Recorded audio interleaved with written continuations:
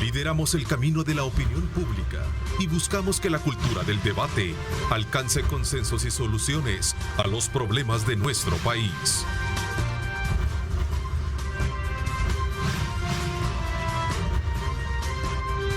Diálogo con Ernesto López.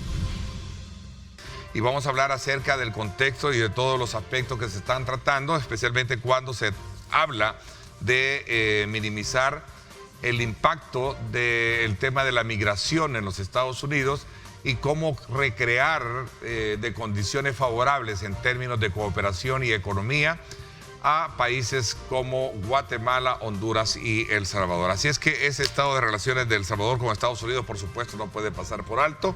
¿Y quién mejor para que nos hable sobre estos temas? Al doctor Napoleón Campos, especialista en Relaciones Internacionales, Integración Regional y Migración. Doctor, qué gusto tenerlo acá con nosotros en esta primera parte del programa. Ernesto, un gusto volver acá a Megavisión, a Canal 21 y a su programa. Muy contento, pero también muy triste porque estos temas para los que me ha convocado estamos atravesando una situación crítica, difícil, que ya vamos a ahondar en ello, Ernesto. Con el mayor gusto y buenos días a las amigas y amigos dentro y fuera del territorio nacional. ¿Cuál es su impresión con relación a este tema de la decisión de la Fiscalía General de la República de haberse separado precisamente del tema de CICIES? Y las CICIES emitieron un comunicado que sin duda alguna ha dejado una estela de muchas interrogantes en el camino, doctor. Bueno, Ernesto, hay que contextuar esta decisión que yo lamento muchísimo, porque confunde la política de reclutamiento de personal, que es muy propia del secretario general de Naciones Unidas, Ernesto, con el convenio interamericano de lucha contra la corrupción, bajo el cual fue cobijada la primera versión de las CICIES. Entonces, Ernesto, yo lamento mucho porque no es ni la primera acción que el país toma en la cual queda evidenciado de que no se le está apostando en los términos que la comunidad internacional nos está solicitando, de enfocar el tema de la lucha contra la corrupción y la prevención de la corrupción. Está claro que en el país, el gobierno actual, el presidente no acaban de entender que incluso en el contexto de la pandemia, Ernesto, en el proceso de la pandemia, los términos democráticos de rendición de cuentas, de transparencia. Usted ahora entra, en este momento navega y entra a la página del Fondo Monetario Internacional y lo primero que encuentra es una serie de memorándums girados a todos los gobiernos del mundo, pidiéndole la mayor transparencia, la mayor rendición de cuentas, el mejor manejo de los fondos del pueblo, de cada pueblo, durante la pandemia. Entonces, Ernesto, viene la vicepresidenta Harris, porque los temas están íntimamente interconectados, a culminar lo que es claramente, Ernesto, una ofensiva diplomática de la administración Biden en Centroamérica, en la región. Viene la encargada de negocios nueva, ¿verdad?, que ex embajadora en el país, mueven allí una pieza importante en Centroamérica, por la importancia que tiene El Salvador en la política exterior de Estados Unidos. 3 días después llega el secretario de Estado a Costa Rica, usted lo reportó adecuadamente, y se reúne con los ministros de Relaciones Exteriores de la región, llega el embajador de México, y esta visita de altísimo nivel, Ernesto, que yo lamento que por las desconfianzas que hay hacia el gobierno de Honduras, usted sabe que a finales de marzo fue sentenciado a cadena perpetua el hermano del presidente de Honduras por narcotráfico y por este derrumbe, Ernesto, mire, que yo no lo acabo de entender. Cuando uno llega a este tipo de reflexiones en términos de la reserva moral del país, Ernesto, usted se recordará cuánto tiempo llevamos de exponer juntos estos temas. A mí me preocupa muchísimo que la visita de la señora Kamala Harris no haya sido una oportunidad para una cumbre regional. Yo creo que debíamos estar allí, debimos haber estado con ella, ¿verdad? ¿Por qué? Por los anuncios que hizo. Ernesto, Solo viene Guatemala, ¿no? Guatemala, México. Y México. Pero la visita a Guatemala era considerada una visita regional. Sí, era para convocar a los presidentes. Exactamente. Y le quiero decir, yo estaba ya en Guatemala y estuve en la segunda reunión en la cual llegó el vicepresidente Biden, entonces vicepresidente. No concretizar una reunión cumbre de esa naturaleza, como usted lo plantea, doctor, es un síntoma de que las relaciones obviamente con los Estados Unidos no pasan por buen momento, No por pasan más por que buen se momento. quiera matizar. Así es. ¿Eso me quiere decir? Así es. Eso le quiero decir. Son ausencias que pesan muchísimo. En diplomacia, obviamente, la diplomacia. elegancia es... Pero no solo la elegancia para decir las cosas es... Pero no solo la elegancia para decir las cosas, sino los hechos concretos. Es diferente a como nosotros podemos percibir una reacción, ¿no? ¿Qué sucedió en aquel momento en el que yo estuve presente en la segunda visita de Biden a Centroamérica en Guatemala? Hubo una cumbre regional.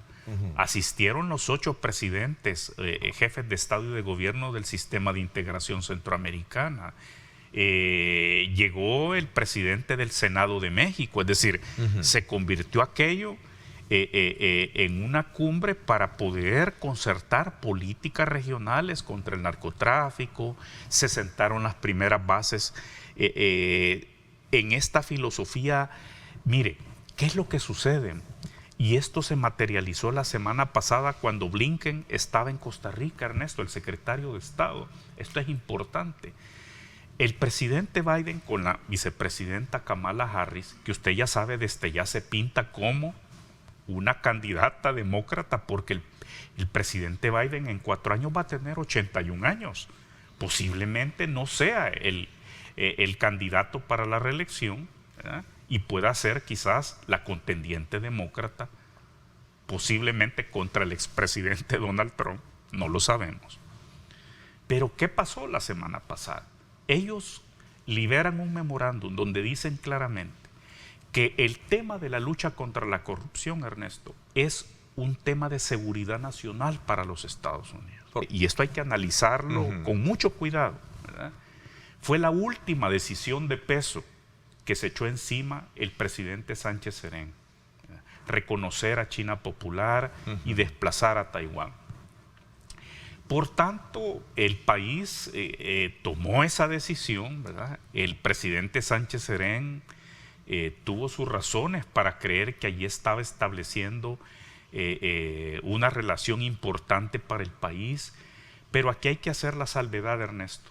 China tenía otro punto, además del diplomático, en sus objetivos en Centroamérica, y era el Canal de Panamá, ¿verdad? Por una razón obvia, ¿verdad? Porque mire, las relaciones exteriores, la política internacional, y con esto que voy a decir le va a quedar muy claro a su público, Ernesto, la diferencia entre la imagen, entre el reflector y la realidad, la política real. ¿Por qué le interesaba a China la regularización diplomática con Panamá? Porque, Ernesto, debido al boom económico de China, los barcos de bandera china que transitan por el Canal de Panamá se convirtieron en el segundo usuario del Canal de Panamá. Solo después de los barcos con bandera de Estados Unidos. Claro, al grado de llevarlos a replicar lo que fue en su momento la ruta de la seda, ¿verdad? Exactamente. La histórica ruta de la seda, y trazar ese hemisferio. Y entonces China, como potencia emergente, yo creo que está bien, ¿verdad?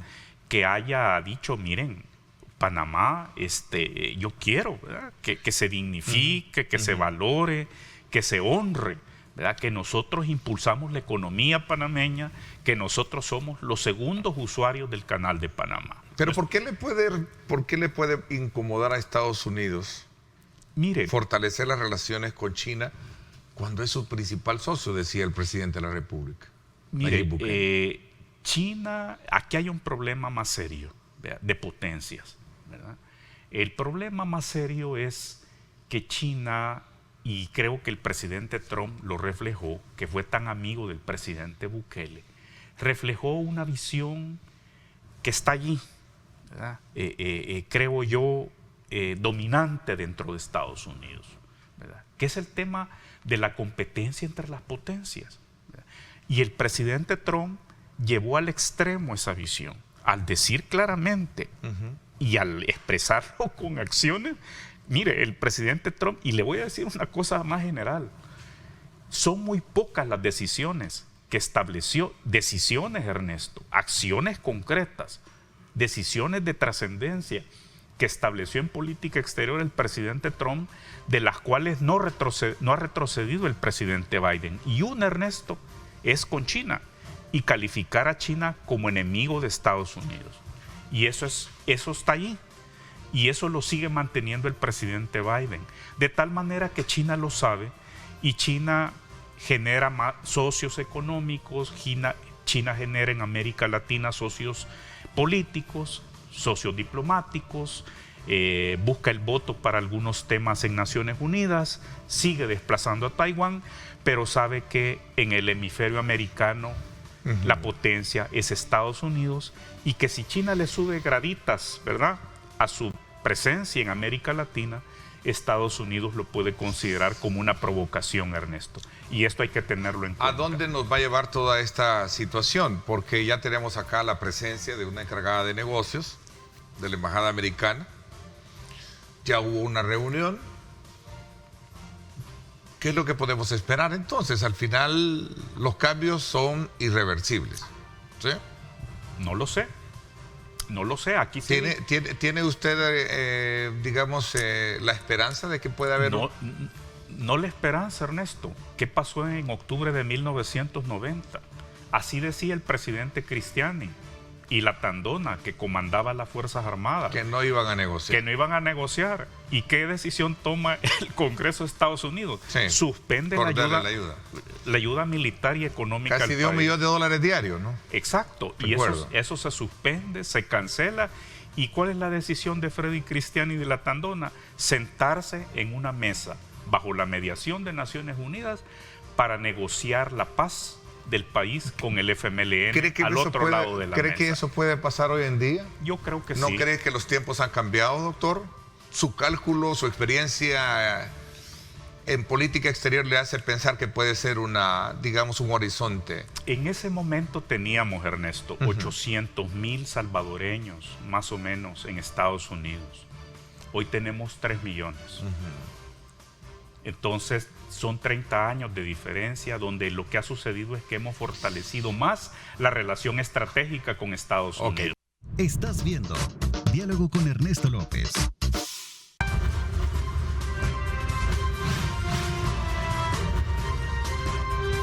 Diálogo con Ernesto López.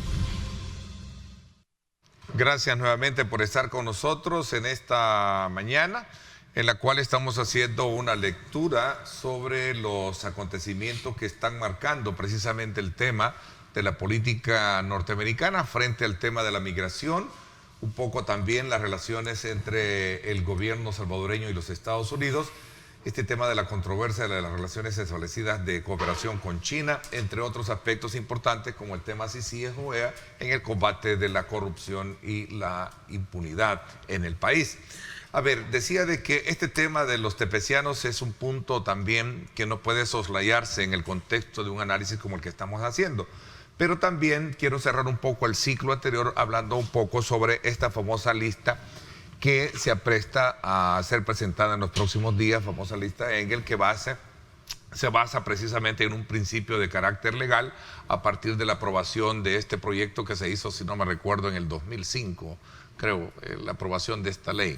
No, Ernesto, no, es más inmediata. Es más inmediata, sí, 2015 o 2005. Sí. Pero fíjese que es curioso, porque ya que recordábamos cuando Estados Unidos le dobló el brazo a Freddy Cristiani y a la Tandona en octubre de 1990, uno de los auspiciantes, porque fue una decisión del Congreso, republicanos y demócratas, para contribuir a la paz en El Salvador en aquel momento.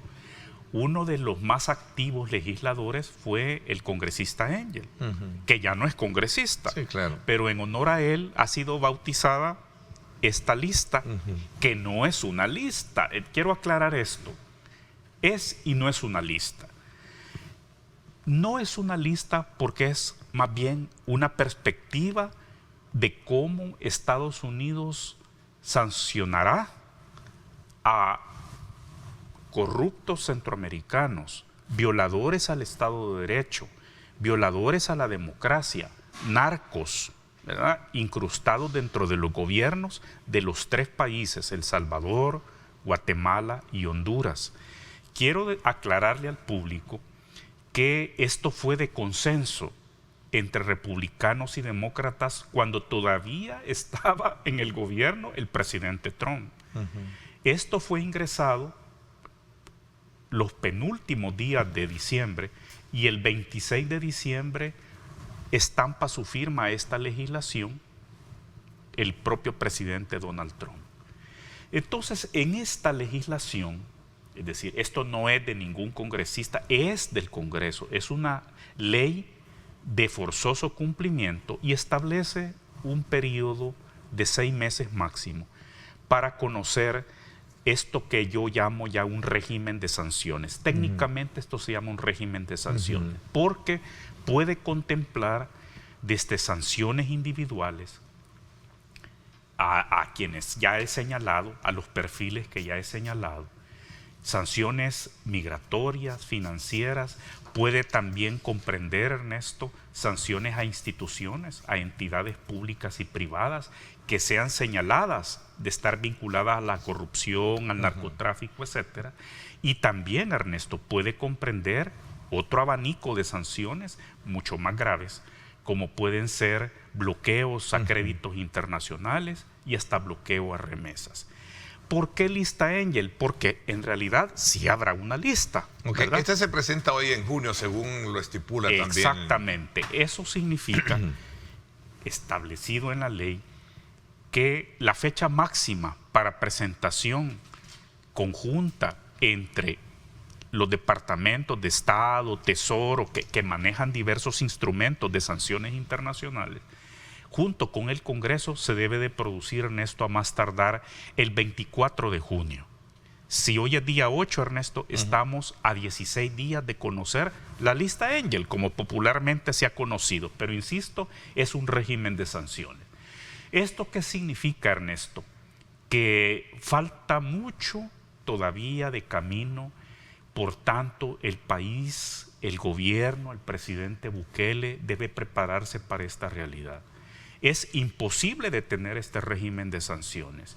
Y yo creo que debe ser un campanazo, porque algunos dicen, es que ya no puede estar peor la relación con Estados Unidos. Puede ponerse peor si no sabemos tomar las decisiones con sabiduría y con visión de Estado. Yo creo que Estados Unidos nos hace un gran favor en brindarnos información, en brindarnos cooperación para llegar al fondo de las estructuras narco, corrupción, etcétera, en nuestros países. Creo que le debemos de tender la mano a Estados Unidos. Y yo no quisiera pensar que esto va a ser un duro golpe, Ernesto. Es difícil imaginarnos en estos momentos la trascendencia que va a traer este régimen de sanciones, dentro del cual la lista Angel forma parte. Ok, vamos a ver. Y en honor al tiempo, doctor, quisiera preguntarle a usted cuál es el impacto que puede tener desde el punto de vista de esta decisión de la Corte Suprema de los Estados Unidos de negarle a los tepecianos la posibilidad de una residencia. Fíjese que aquí esto hay que tomarlo con mucha calma, porque la sentencia dice que no es posible transferir a residencia permanente a quienes hayan entrado de manera ilegal. No todos los tepecianos y no todos los salvadoreños entraron de manera ilegal, ¿verdad? Por un lado. Y recordemos que el grupo de tepeciano, en el marco de los 2.5 a 3 millones de salvadoreños, Ernesto, es un grupo relativamente pequeño, ¿verdad? 220,000, ¿verdad? Claro, son jefes de familia, son personas adultas, y que nuestro otro grupo importante, nuestro otro contingente migratorio importante, los soñadores, podrá estar, ahorita es de 28,000, pero cuando esto se amplíe podría ser a 50,000. Entonces, Ernesto, yo creo que debemos de seguir apoyando la lucha de los tepecianos porque está el otro lado de la moneda, Ernesto, ¿verdad? Tampoco van a ser deportados. Puede ser que lo que tengamos es, y ya no podrá ser cancelado el TPS, que ese es otro punto importante, Ernesto. El TPS ya no va a quedar, aunque siga siendo una orden ejecutiva, una decisión presidencial, porque se recuerda que el presidente Trump fue vencido también ya en la Corte Suprema de Justicia, y el TPS no puede ser ya suprimido en términos de que signifique una deportación de los tepecianos. ¿Qué puede significar esto? Que estos miles y miles, los 220,000 salvadoreños, se mantengan permanentemente hasta el fin de sus vidas en este estatus de protección temporal. Aunque este siempre ha sido un punto de estar discutiéndose cada vez que está por culminar el proceso, ¿no? Exacto. Entonces puede ser que esta sentencia de forzoso cumplimiento para el gobierno de Biden y para el Congreso sea de alguna manera articulada para brindar un estatus permanente de protección, ¿verdad? De tal manera de que no se vulnere ni la sentencia, pero que tampoco se vulneren los derechos de los migrantes a seguir permaneciendo en los Estados Unidos, aunque no sea con residencia permanente. Ya para finalizar, fronteras del progreso, así le han denominado ahora la construcción, lo decía ayer el presidente de Guatemala, señor Yamatei, el doctor Yamatei, lo decía, que están bajo esa misma visión tras un acuerdo de reunión con la señora Kamala Harris, ¿eh? Sí, fronteras del progreso. Fronteras del progreso, cooperación transfronteriza. Bueno, gracias nuevamente por estar con nosotros a esta hora de la mañana. Usted que nos acaba de sintonizar, gracias por estar siempre pendiente de nuestra señal. Vamos a darle la más cordial bienvenida al señor ministro de la Defensa Nacional, al vicealmirante René Francis Merino. Gracias por acompañarnos, ministro, qué gusto saludarlo. Buenos días, Ernesto, buenos días a toda la audiencia de Canal 21.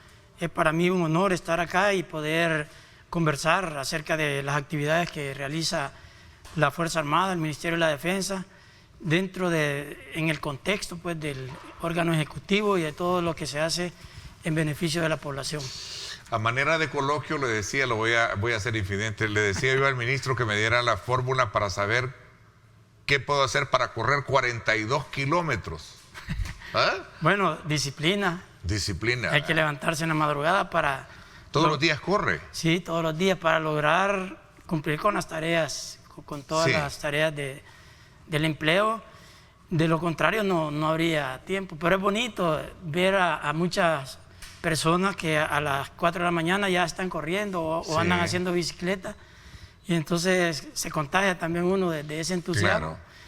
Y es una disciplina, hay que cuidarse mucho en todos los aspectos. Y que se traduce obviamente en un mejor estado de salud, ¿no? Exactamente. Obviamente le inyecta mucha energía y eso trae consigo cosas muy positivas para el diario vivir. Claro, si es capaz de correr 42 kilómetros con 195 metros, entonces las misiones que hacemos nosotros en la Fuerza Armada requieren de una capacidad física aceptable. Sí, no, es envidiable definitivamente. Bueno, ministro, cuénteme un poquito, se conoció de la incorporación a la Fiscalía en el Plan Control Territorial y sobre todo también de trabajar de forma especial, en este caso con instancias como el Ministerio de la Defensa, junto con el Ministerio de Seguridad, para crear precisamente toda esta parte que tiene que ver con el ejercicio del Plan Control Territorial y, por supuesto, un plan ejecutivo vinculado a lo que sería esta tarea que el gobierno a sus 2 años de gestión ha dicho pues que es lo que ha dado buenos resultados para tener lo que tenemos hoy en día, ¿verdad? Una baja en el número de homicidios, aún discutiendo algunos elementos que están ahí relacionados con el tema de desplazamiento, por supuesto, y el tema de las desapariciones. Exactamente, y nosotros al hacer análisis, al observar qué ha ocurrido en estos 2 años, vemos que en todos los delitos que se cometían o que se cometen, ha habido una disminución, pero todavía no es lo que nosotros esperamos, o sea, no es lo que en verdad se quiere. Se quiere que esto vaya desapareciendo. Y en estos 2 años, el trabajo que se ha hecho es prácticamente casi solo desde el órgano ejecutivo en cuestión de la lucha contra la delincuencia. Aclarar que la Fuerza Armada no es la institución responsable de la seguridad pública, porque muchas personas hay veces comentan que qué hace el Ministerio de la Defensa viendo temas de seguridad pública, pero los resultados positivos del Plan Control Territorial son precisamente porque hay una integración, por lo menos en el órgano ejecutivo, de diferentes instituciones que legalmente están facultadas para hacerlo.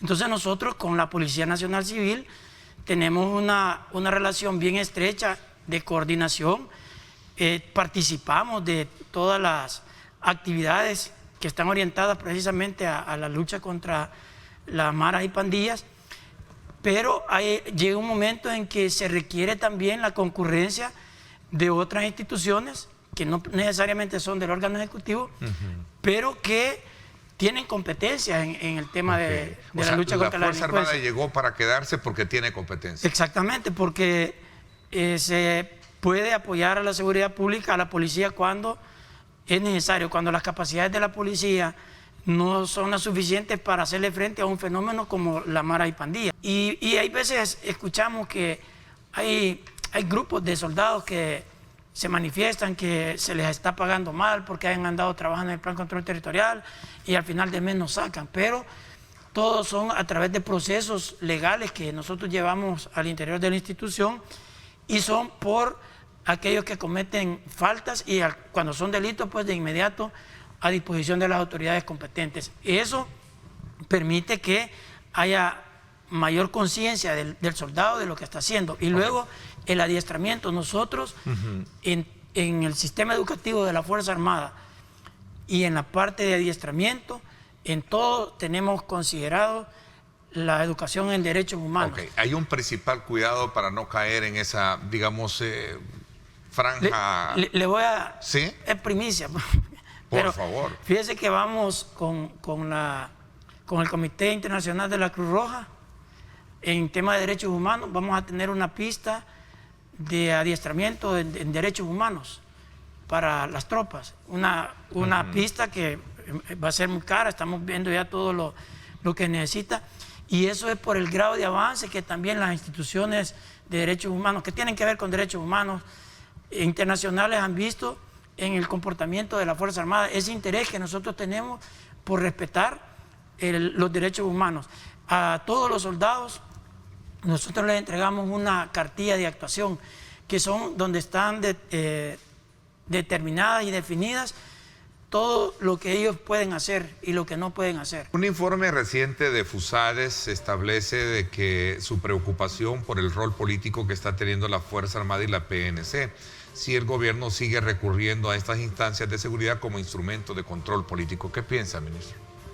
Pues que indiquen cuál, porque nosotros, una de las acusaciones que nos hacían era por la contribución que hacemos nosotros en la entrega de los paquetes PES, por ejemplo. Decían que eso era un instrumento político. De la Fuerza Armada no, y yo les decía y les muestro a la oficialidad, les digo, miren, estos años 2001, del 2001 al 2019, todo lo que la Fuerza Armada ha hecho siempre. Veíamos, por ejemplo, notorio para los terremotos del 2001, la Fuerza Armada fue la que tomó el mando porque colapsó el gobierno.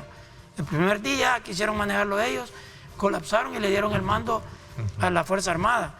Entonces, hicimos ese trabajo de ¿Y por qué considerarlo una situación política? Sí, si al final es ayuda. Sí, porque son los recursos que tiene el órgano ejecutivo para hacer o para gobernar, pues, o sea, existen, si no existieran. Entonces, lo importante es ver qué es lo que hacemos. Ejemplo, el caso de las vacunas también, que estamos apoyando en eso.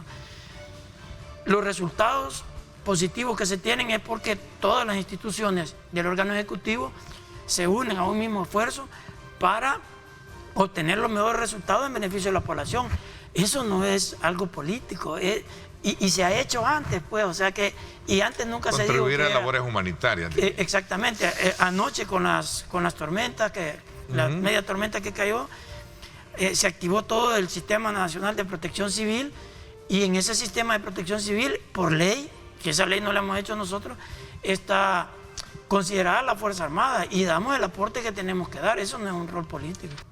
En estos 2 años que ya transcurrieron, nosotros con el presupuesto propio de la Fuerza Armada también ya hicimos inversiones y estamos haciendo inversiones grandes para darle protección a la fuerza. Es decir, que los soldados estén cumpliendo con las misiones, pero que anden con todo lo mínimo necesario que deben de tener.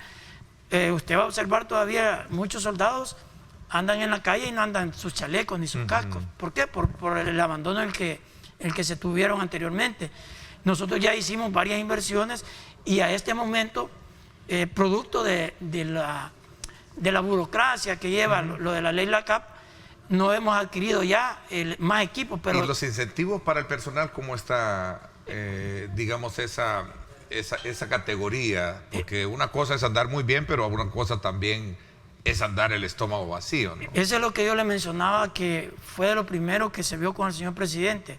Primero, que fuera una institución disciplinada y que los soldados fueran disciplinados. Y segundo, que también los soldados tuvieran las condiciones mínimas necesarias para subsistir. Cuando el señor presidente, yo me recuerdo, me preguntó cuánto ganaba un soldado, le dije que $216.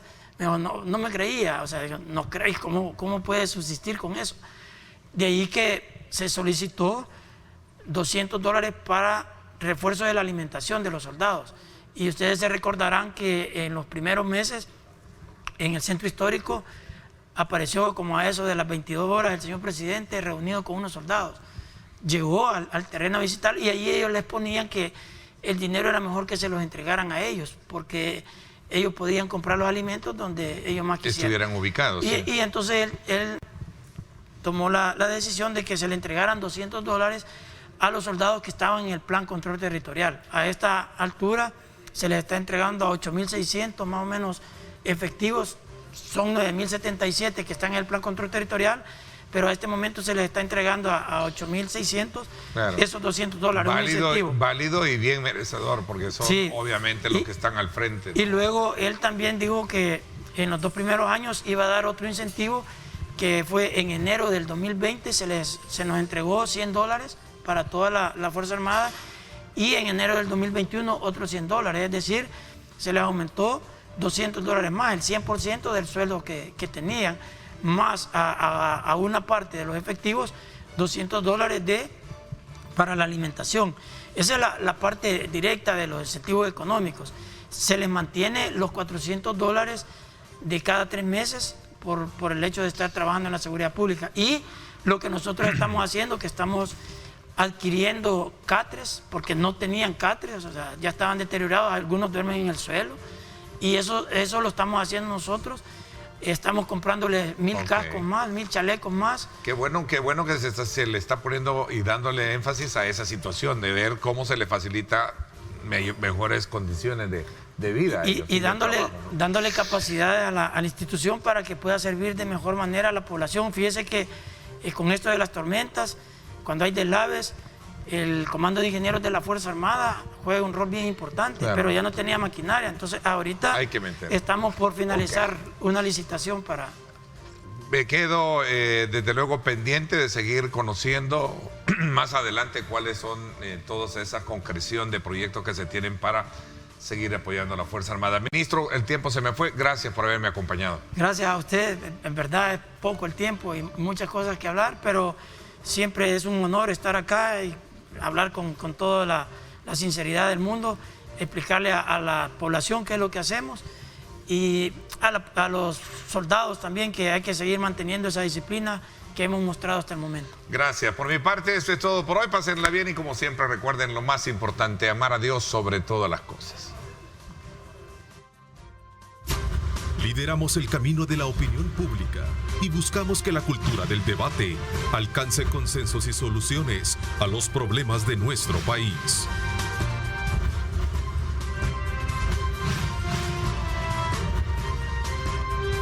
Diálogo con Ernesto López.